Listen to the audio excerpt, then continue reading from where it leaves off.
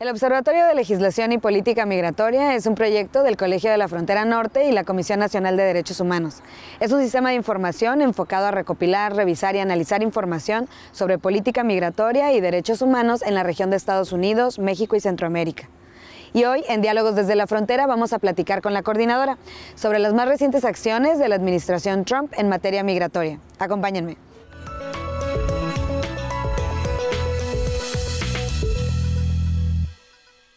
Bienvenidos a Diálogos desde la Frontera.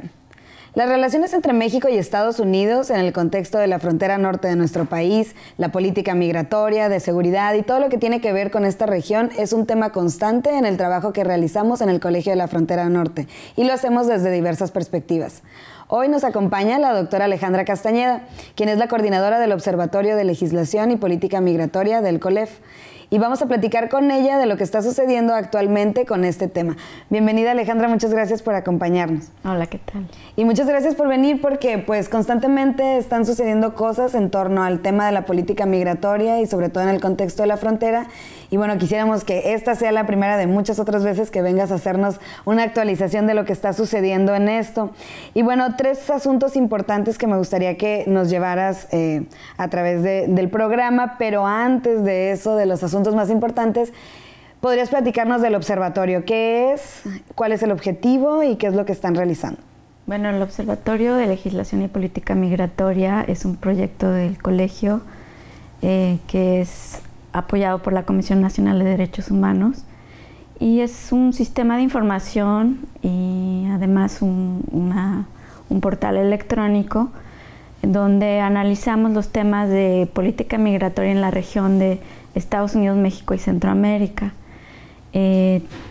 Temas de migración de los diferentes corrientes migratorias de Centroamérica a Estados Unidos o de Centroamérica ahora a México. Cuestiones de derechos humanos. Un enfoque muy fuerte en la política migratoria de Estados Unidos, tanto a nivel federal como a nivel estatal como a nivel local, por la manera en que las cosas suceden en Estados Unidos. Y bueno, el análisis de las implicaciones de todo, pero de todas estas políticas, también las mexicanas, cómo se conectan unas con otras, ¿no? Muy bien. Y bueno, en estos asuntos más importantes recientemente, pues son muchos los temas, pero los tres que hemos estado viendo últimamente tienen que ver con la instalación de la Guardia Nacional en la frontera de México con Estados Unidos, el Tratado de Libre Comercio de Norteamérica y DACA, que es la legislación que protegía de alguna manera a los Dreamers, que son los chicos que nacieron o que fueron llevados muy niños a Estados Unidos y que bueno, se terminó con Trump. Entonces, en el tema de la Guardia Nacional, que ha estado muy politizado también en México y que bueno, ¿qué significa? ¿Ya ha sucedido? ¿Qué implicaciones tiene realmente? Bueno, digamos que esta es una decisión que toma Trump a partir de un evento en México, que es el cruce de una caravana de migrantes que viene desde Centroamérica, ¿no? La mayoría de Honduras, que en realidad vienen huyendo de la violencia de sus países y van buscando refugio en Estados Unidos. México para ellos no es el lugar de destino, ¿no? Principal. Algunos van a terminar en México, ¿no? Algunos terminarán siendo deportados por México. Algunos tal vez lleguen a Estados Unidos. Como esto empezó a salir en los medios de Estados Unidos muy fuerte, Trump reacciona y dice, ¿cómo es posible? Y México no hace nada, deja que pasen. Y bueno, inmediatamente los convierte en un riesgo para la seguridad de Estados Unidos y luego entonces algo tiene que suceder, ¿no? Y él, digamos, su solución es, bueno, como no hay muro, en su cabeza no hay muro, porque si viniera a la frontera, porque él vino a la frontera y ya sabe que hay un muro. Y no solo aquí, hay un muro en Texas, hay un muro en donde debe de haber un muro. Y bueno, otra parte que escoge no mencionar es, estas gentes cruzan por los puertos fronterizos y entran por ese lugar, no entran por el río, no entran por el desierto. Digamos, no se brincan la barda ni el muro existente. No, o sea, por más muro que pusiera, seguirían entrando, porque entran por donde entramos todos, ¿no? Y bueno, entonces, ante esta falta de muro, imaginaria falta de muro, él dice, bueno, voy a mandar al ejército. Primero dijo el ejército, ¿no? Y entonces después le corrigieron, ¿no? Que al ejército no lo puede mandar por ley. Entonces, no, pues que la Guardia Nacional, quise decir a la Guardia Nacional. La Guardia Nacional está a cargo de los gobernadores de cada estado. La puede mandar el presidente, hacen un acuerdo con los gobernadores y pues se usa principalmente en situaciones de emergencia, ¿no? Y bueno, así fue. Entonces, en ese momento es una cuestión política, no es una cuestión de... No tiene nada que ver con la seguridad de Estados Unidos, nada. Se ha utilizado antes, sí se ha utilizado antes, la utilizó Bush y la utilizó Obama, y ahí fue más por cuestiones con el narcotráfico, ¿no? Y siempre se usa al inmigrante indocumentado como un chivo expiatorio, entonces siempre va a estar ahí metido también, ¿no? Este cruce ilegal de personas, que uno imagina y es como la de los 70s, ese imaginario de los 70s de cuando sí en realidad se cruzaba montones la gente y no había frontera, ¿no? O sea, digamos que sigue habiendo un desconocimiento de la realidad de la frontera. Sí, hay un profundo... Bueno, yo digo que no hay un profundo desconocimiento, hay un interés por crear una imagen equivocada de lo que existe ya en la frontera, ¿no? Muy bien, vamos a hacer una pequeña pausa y ahorita regresamos a seguir platicando de lo que está pasando con la administración de Trump y la frontera norte. No se vayan.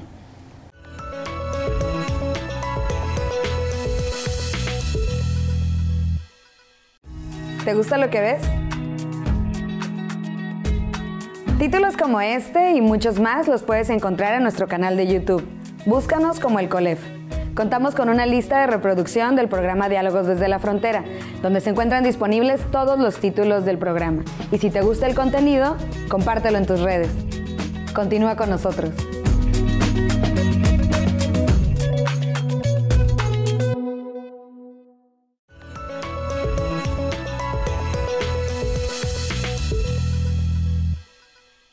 Bienvenidos de regreso a Diálogos desde la Frontera. Estamos hablando con la doctora Alejandra Castañeda. Ella es la coordinadora del Observatorio de Legislación y Política Migratoria.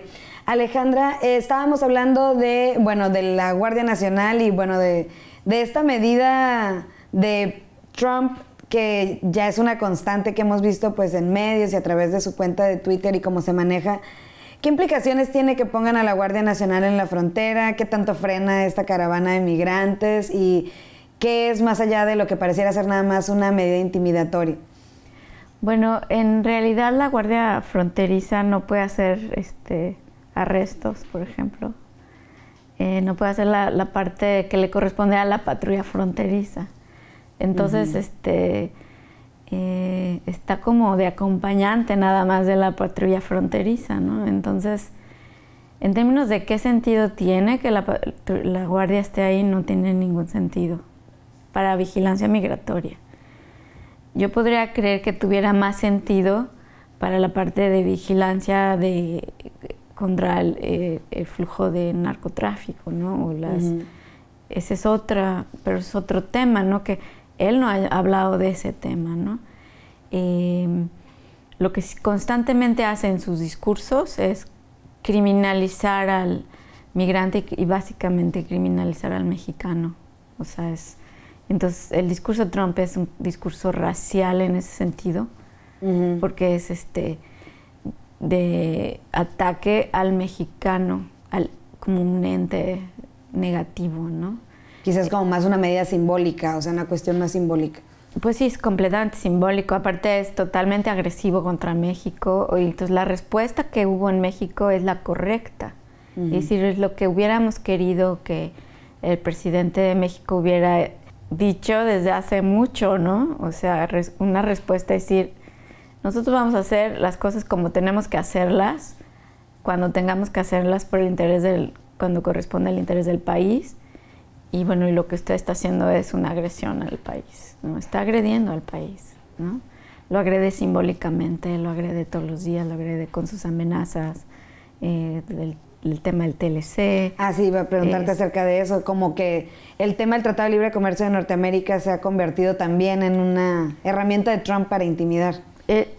Trump es eso, es un intimidador, ¿no? Un bully, ¿no? Entonces, constantemente usa esa parte, el tema del TLC, porque es el único en el que México, como México demuestra miedo, ¿no? Pues entonces lo usa, es su mejor herramienta, ¿sí?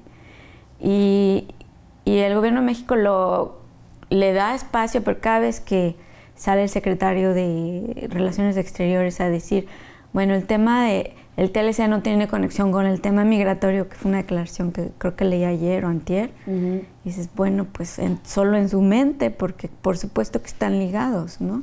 Claro. ¿No?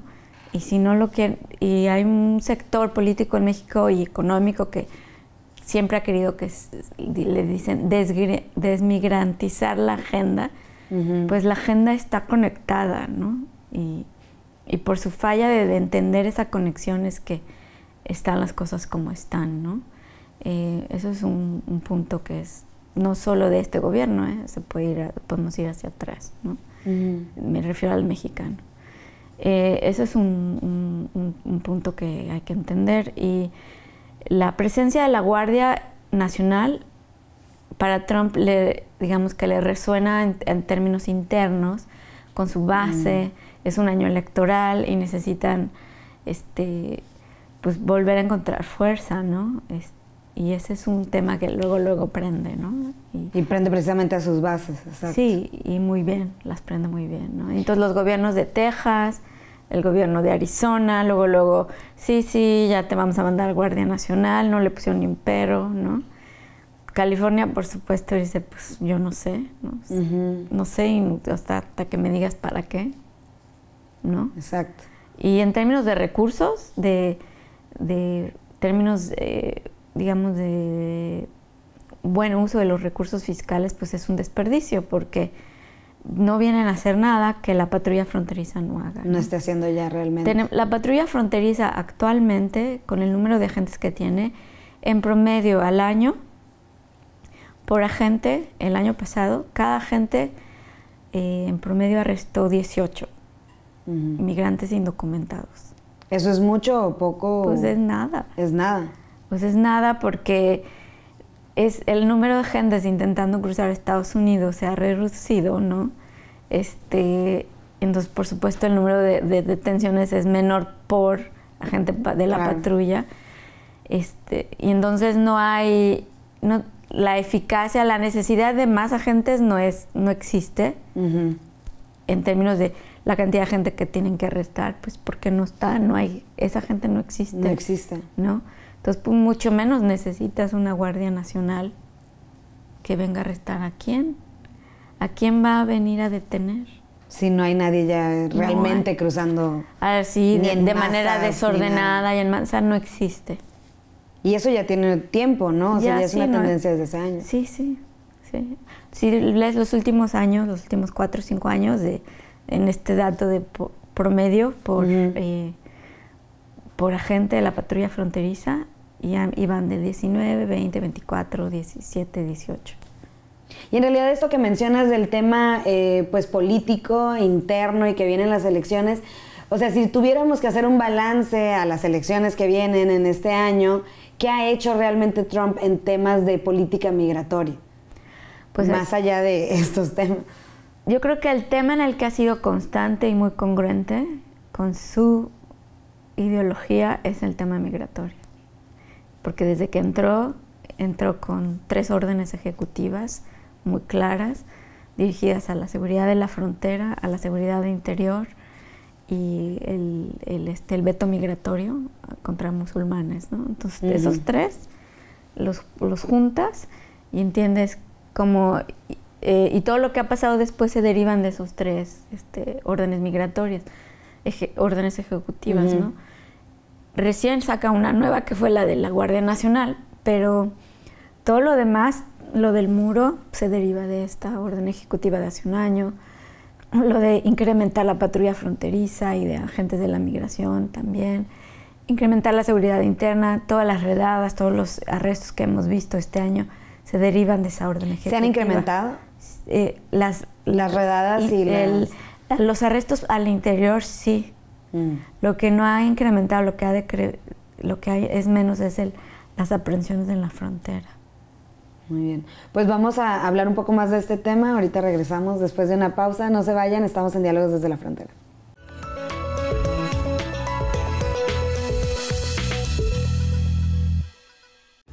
¿Te gusta lo que ves? Títulos como este y muchos más los puedes encontrar en nuestro canal de YouTube. Búscanos como El Colef.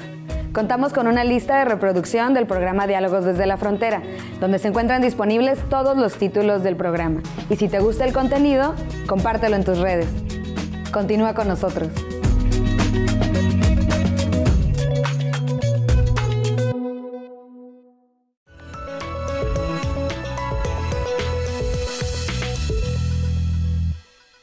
Bienvenidos de regreso a Diálogos desde la Frontera. Alejandra, hablamos, bueno, que sí ha sido congruente el presidente Trump y la administración de Trump en el tema migratorio. Sin embargo, hablando de cambios legislativos, ¿cuáles serían como los más importantes? Y de ahí me gustaría que nos brincáramos al tema de los Dreamers. Bueno, en términos legislativos están estas órdenes ejecutivas primero que sacó. Después se presentaron varias iniciativas en el Congreso, algunas propuestas por la Casa Blanca, en el tema migratorio. El tema más fuerte en términos migratorios ha sido el tema de DACA, de los Dreamers, ¿sí? Porque por el impacto que tienen los Dreamers en términos en el imaginario, en términos simbólicos y en términos políticos también, porque tienen mucha fuerza ellos. Se ha intentado sacar un Dream Act y de distintas maneras, ¿no? Eso por un lado. Y en la otra, en contrapartida, también se metió una propuesta de ley para cambiar básicamente el sistema migratorio de Estados Unidos, que implicaba cambios en el tipo de visados, reducir el tipo de gente que se permite que venga como inmigrante para obtener green card, para trabajar en Estados Unidos. Entonces, todo eso, digamos, era reformular todo el sistema migratorio de Estados Unidos, cambiar la preferencia por familiar, de reunificación familiar, básicamente cancelarla. Antes podían, por ejemplo, personas nacidas en Estados Unidos llevarse a sus familias. Todavía pueden, eso no a sus padres, por así decirlo. Eso no ha cambiado. El sistema que prevalece ahorita es a partir de la ley del 96 y a partir de la ley de inmigración, el acta de inmigración, que es desde el 65. En el 96 cambió algo, pero no todo. Entonces, esta ley migratoria permite que traigas a tus familiares, ¿no? Pero es a partir de cierto grado. Entonces, el primer grado es la esposa o esposo de un ciudadano americano. Es la primera preferencia. Los hijos, ¿no? De un ciudadano americano también son la primera preferencia. Después de esos, entonces las preferencias van cambiando, ¿no? Claro. Los papás de un ciudadano americano, ¿sí? Y luego, de los que son residentes, el esposo o la esposa, los hijos de un residente, y luego ya un siguiente grado es el de los hermanos, ¿sí? Entonces un ciudadano puede pedir a sus hermanos, pero bueno, eso tarda mucho más, bueno, el trámite es más largo, y ahí también depende de qué país, ¿sí? Ah, claro. Entonces, para alguien de Francia, de Noruega, de países no hay ningún donde problema. No tienen problema porque la cuota no la cumplen mucho, no la llenan, ¿no? Exacto. Pero alguien de México, de Filipinas, de la India, de China, inmigrar a gentes que no sean en estas dos primeras categorías. ¿Eso es lo que quiere hacer la modificación a la ley? La modificación que ellos proponían era eliminar cualquier conexión familiar, excepto por la de esposos e hijos. Y los demás ya no. se cancelarían, ¿no? Entonces, eso lo que implica es, digamos, es como contra el espíritu de la idea de Estados Unidos, ¿no? Que es una nación de migrantes, que es un tema muy claro entre Trump y gentes con las que está Trump, ¿no? Es decir, que quieren eliminar eso. Y él mismo en sus declaraciones, estas que salieron contra, es decir, ¿por qué tenemos que traer gente que vienen de estos países y dijo una grosería, ¿no? Un insulto de quinta, ¿no? Por decir, países de quinta. ¿Por qué no pueden ser todos de Noruega, no? Es decir, es una clara, y estaba refiriéndose a países africanos y países europeos, ¿no? Básicamente, ¿no? Es una idea de traer población blanca, ¿no? Europea y de ningún otro país. De ningún otro país. Y volviendo al tema de los Dreamers, Alejandra, ¿en dónde está actualmente, ahorita, dónde está esa legislación? ¿Qué está pasando con ellos y cuál es la perspectiva? Bueno, en el Congreso hay varias iniciativas de ley del Dream Act, ¿no?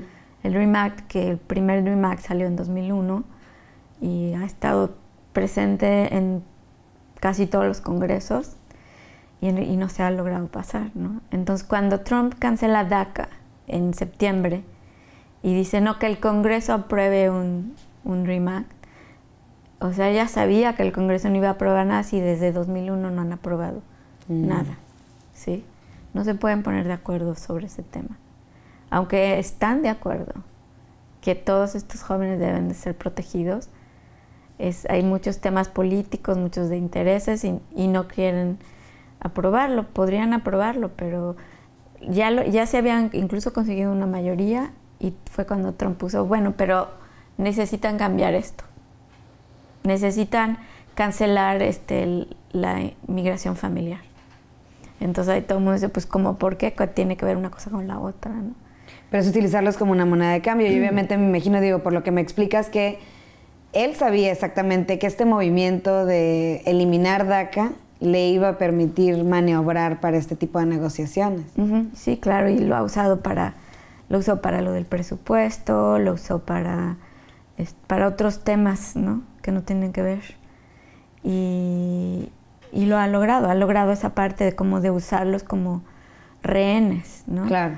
Ahí la parte que cambió la jugada un poco fueron las demandas que entraron en la corte y que obligaron al gobierno a continuar dando las renovaciones de DACA a quienes ya tenían DACA. El programa ya está cancelado, nuevas solicitudes no existen. Ya no existen desde septiembre. Pero lo que sí existe son los que están dentro del programa pueden seguir renovando. Y la única razón por la que pueden seguir renovando después de marzo es porque los jueces en 2 casos dijeron que se tenía que seguir renovando. Como de alguna manera hasta que no se resuelva esto de manera legislativa. ¿Y por qué no se resuelve? Pues ahí porque son los intereses políticos, ¿no? Yo pienso que sí habría una mayoría, pero tiene que ser, pero Trump ya le metió un elemento más, que es de hacer una reforma migratoria, y si no se reforma, entonces él no apoya. Y le han dado diferentes opciones, incluso le dieron la de te damos dinero para tu muro, pero que dijo no, porque tienen que agregar esto otro. Y así todo febrero se presentaron en el Senado, se dio un debate abierto que nunca sucede sobre el tema, se presentaron diversas opciones que terminaron siendo 4, se votaron. La que era la propuesta de la Casa Blanca, básicamente que la presentó un senador, fue la que obtuvo menos votos a favor. La que obtuvo más votos a favor tenía elementos de todo, ¿no? Pero incluía el Dream Act, incluía dinero para la frontera, incluía reducciones en visados y todo. Esa obtuvo más votos, pero no los suficientes, ¿sí? Entonces es un ir y venir, ¿no? Y mientras estamos hablando de muchísimas personas que están en la incertidumbre. Su vida está y en su la vida incertidumbre. Yo me imagino que emocionalmente es muy angustiante, claro. Muy fuerte. Pues Alejandra, te doy gracias por habernos venido a dar esta actualización y también pues quiero invitarte a que sigas viniendo porque pues Trump no deja de sorprendernos y la administración pues claro también va a seguir dando de qué hablar y sobre todo en este año electoral tanto para ellos como para nosotros. Muchas gracias por habernos acompañado. Mucho gusto, claro. Y bueno, a ustedes también, muchas gracias por sintonizarnos y antes de irnos quiero invitarlos a que revisen la página web del observatorio. Es observatoriocolev.org, el cual se encuentra constantemente actualizando todo lo relativo al tema de política y legislación migratoria. Y bueno, también visitar las redes sociales del Colegio de la Frontera Norte, el sitio web www.colev.mx y seguirnos a Diálogos desde la Frontera en nuestro canal de YouTube. Nos vemos en la próxima edición. Hasta luego.